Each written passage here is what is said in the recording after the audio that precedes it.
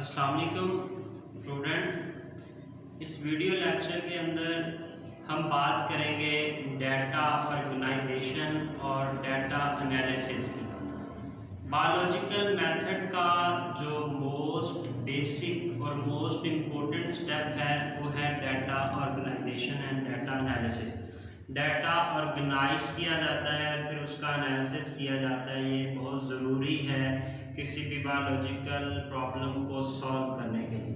तो आज हम सबसे पहले डाटा ऑर्गेनाइजेशन की बात करते हैं। तो data organisation is the most important step of biological method. अच्छा जी, ये जो डाटा जो है इसको हम डिफाइन करते हैं कि ये एक इंफॉर्मेशन है जो कि कोई नाम हो सकता है, कोई डेट्स हो सकती हैं, कोई वैल्यूज़ हो सकती हैं जो कि हम जो है वो ऑब्जर्वेशन से हासिल करते हैं। तो डाटा क्या है? कोई नाम, कोई डेट, कोई वैल्यू जो हमें कहाँ से मिलती है? ऑब्जर्वेशन से मिलती है। तो उसको हम जो है वो डाटा का नाम देते हैं। अब जो है वो जो हाइपोथेसिस है उसको बनाने के लिए और उसको टेस्ट करने के लिए साइंटिस्ट क्या करते हैं? साइंटिस्ट डाटा कलेक्ट करते हैं। सबसे पहले डाटा कलेक्ट करने के बाद फिर उसको जो है वो अरेंज करते हैं, ऑर्गेनाइज करते हैं। डाटा को ऑर्गेनाइज किया जाता है। किसी भी हाइपोथेसिस को टेस्ट करने के लिए, बनाने के लिए हमें क्या करना पड़ता है, या साइंटिस्ट को क्या करना पड़ता है जी? साइंटिस्ट को डाटा कलेक्ट करना पड़ता है, फिर उस डाटा को ऑर्गेनाइज करना पड़ता है। अब जो डाटा ऑर्गेनाइज्ड होता है वो डिफरेंट फॉर्मेट्स के अंदर होता है। अब वो जो डिफरेंट फॉर्मेट्स हैं जिसके अंदर डाटा ऑर्गेनाइज्ड होता है वो कौन कौन से हो सकते हैं? वो कोई ग्राफ हो सकता है, आपके पास कोई ग्राफ है, डाटा उसकी फॉर्म में हो सकता है, किसी टेबल की फॉर्म में हो सकता है, किसी फ्लो चार्ट की फॉर्म में हो सकता है, किसी मैप के तौर पर, किसी नक्शे के तौर पर मौजूद हो सकता है, या कोई डायग्राम हो सकती है। तो इन फॉर्म्स के अंदर, इन फॉर्मेट्स के अंदर डाटा जो है वो ऑर्गेनाइज्ड हो सकता है। इसके बाद हम बात करते हैं डाटा एनालिसिस की। किसी भी हाइपोथेसिस को प्रूव करने के लिए या उसको डिसप्रूव करने के लिए, सही साबित करने के लिए और गलत साबित करने के लिए जो डाटा एनालिसिस है वो बहुत ज़रूरी है, वो बहुत नेसेसरी स्टेप है। आप किसी भी डाटा को एनालिसाइज करने के लिए, किसी भी डाटा का तज्जिया करने के लिए स्टैटिस्टिक की दो टर्म्स यूज़ की जाती हैं जो कि हमारे पास है, रेशो और प्रोपोर्शन। रेशो क्या है और प्रोपोर्शन क्या है वो भी हम बात करते हैं। ये दो स्टैटिस्टिक्स की टर्म्स हैं जिनको हम यूज़ करते हैं for the analysis of data. Data को एनालाइज करने के लिए हम यूज़ करते हैं। अब जो रेशो होती है वो क्या होती है? रेशो एक रिलेशन है जो कि दो नंबर्स के दरमियान मौजूद होता है। फॉर एग्जांपल हमारे पास दो नंबर हैं ए और बी।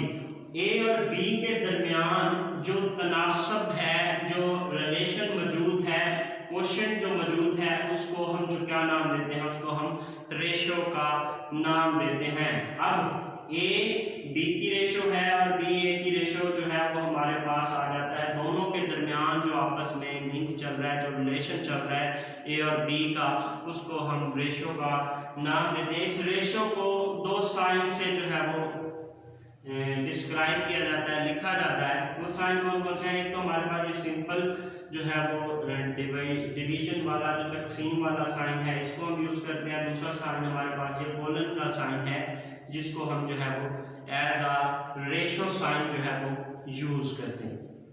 मिसाल के तौर पर, फॉर एग्जांपल, हम जो है वो रेशो फाइंड आउट करना चाहते हैं कि हमने एक एक्सपेरिमेंट किया, उसके अंदर हमारे पास जो 150 हेल्दी पर्सन थे, हेल्दी पर्सन में से 150 हेल्दी पर्सन में से 50 जो है वो मलेरियल पेशेंट्स होते हैं।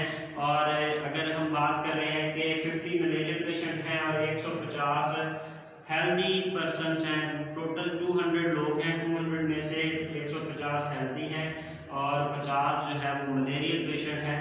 तो इन दोनों के दरमियान दो नंबर्स 50 और 150 के दो नंबर्स हैं, इनके दरमियान जो रेशो होगी वो हमारे पास 1/3 रेशो होगी। 50 multiplied by 3 is equal to 150। तो इन दोनों के दरमियान जो रिलेशन है वो 1/3 का है। अगर हमारे पास इधर हेल्दी पर्सन 300 हो जाते हैं तो मलेरियल पेशेंट की तादाद कितनी हो जाएगी? 100 हो जाएगी।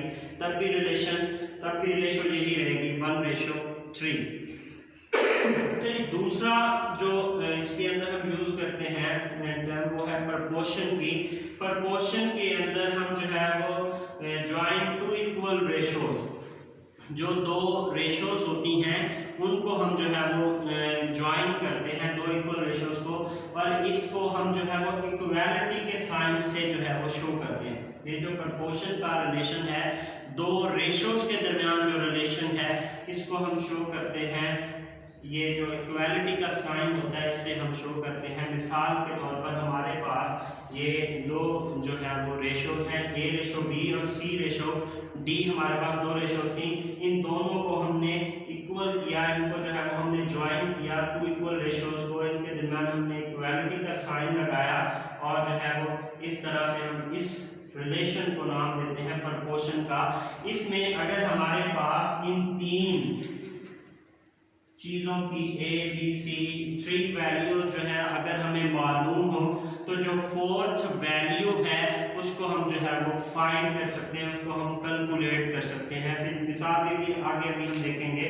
फॉर एग्जांपल जो है वो एक साइंटिस्ट है जो कि ये मालूम करना चाहता है कि अगर आपके पास उसके पास 100 हेल्दी बर्ड्स हैं, 100 हेल्दी बर्ड्स हैं, उनमें से अगर वो जो है वो उनको मॉस्किटो से बाइट करवाता है, मलेरियल मॉस्किटो से, तो उनमें से कितने जो है उनको जो है वो मलेरिया हो जाएगा, कितने को चांसेस है कि ये जो है वो मलेरिया पेशेंट हो जाएंगे।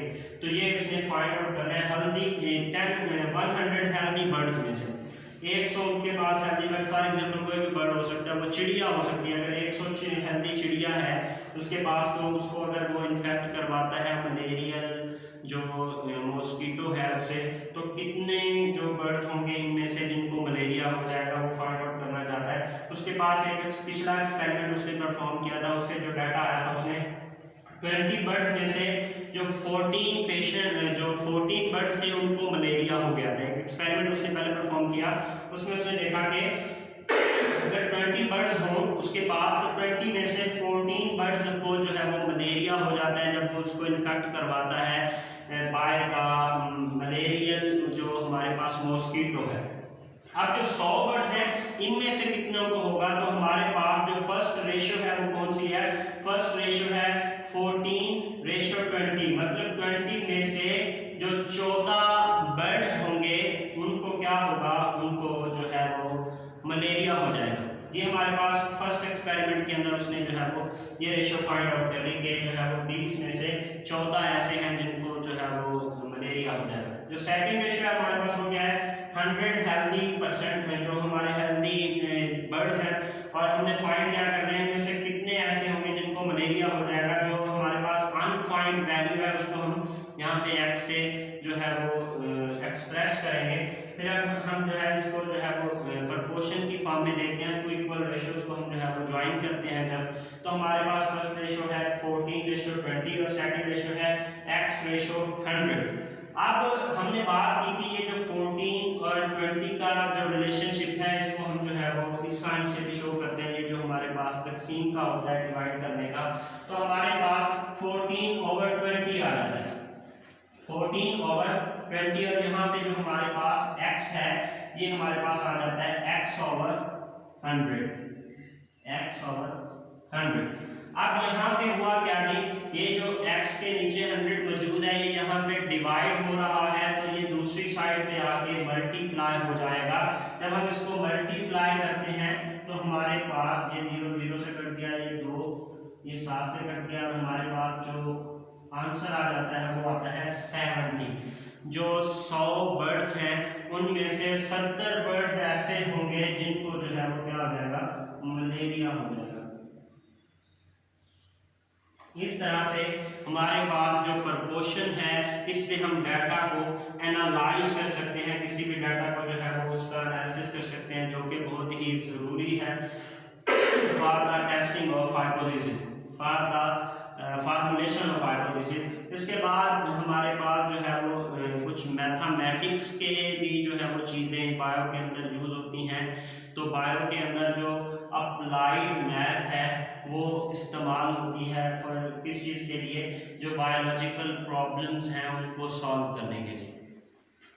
लिविंग थिंग्स के रिलेटेड जो प्रॉब्लम्स होती हैं उनको सॉल्व करने के लिए जो हमारे पास इतलाकी मैथ है या अप्लाइड मैथ है उसको यूज़ किया जाता है। इसको यूज़ किस चीज़ के लिए किया जाता है? इसको जीन को फाइंड करने के लिए यूज़ किया जा सकता है, प्रोटीन के स्ट्रक्चर के लिए यूज़ किया जाता है, प्रोटीन और प्रोटीन का आपस में जो इंटरेक्शन है उसके लिए यूज़ करते हैं। इसके बाद बायो इन्फॉर्मेटिक्स भी जो है वो बायोलॉजी के अंदर यूज़ होती है।